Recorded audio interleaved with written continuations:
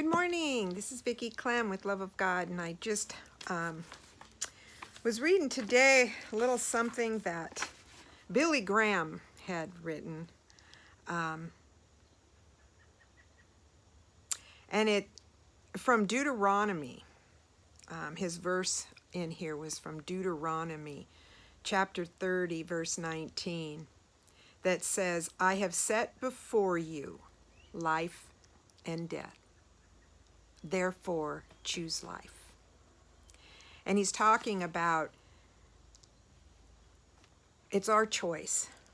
We choose whether to accept Christ or not. We choose whether to live a righteous life or not. We get to choose our future. We get to choose our hereafter. I'm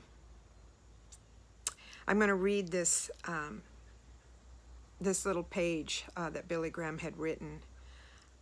Before the space shuttle program, American ships and helicopters would recover astronauts whose tiny space capsules had parachuted into the enormous sea. The astronauts would be lifted out of their capsules into a helicopter, which would then fly them to the safety of the ship. Billy Graham wrote, "I often thought as I watched these scenes on television how like God this operation was.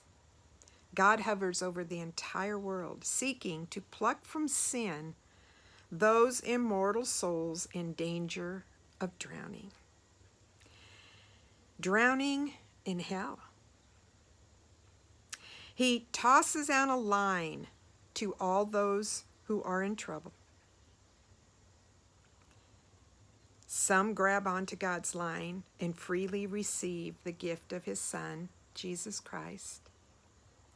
And they are pulled to safety, and eventually they are taken to heaven.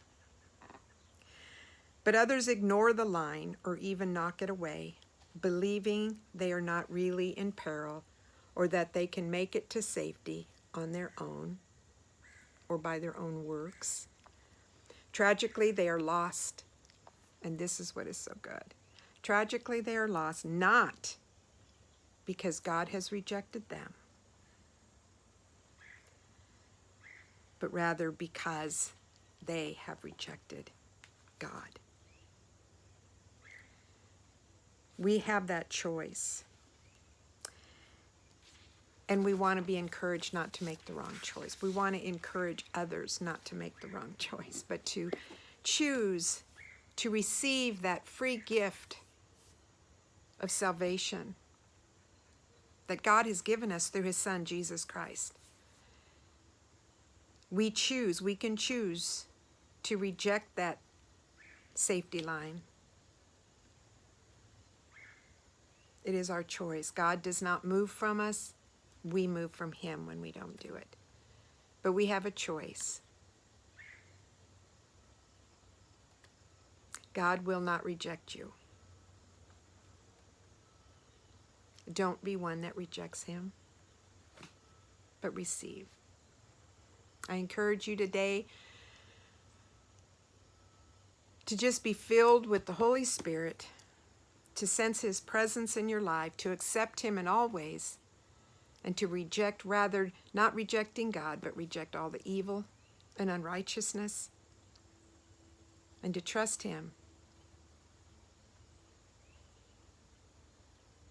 Have a wonderful day, friend.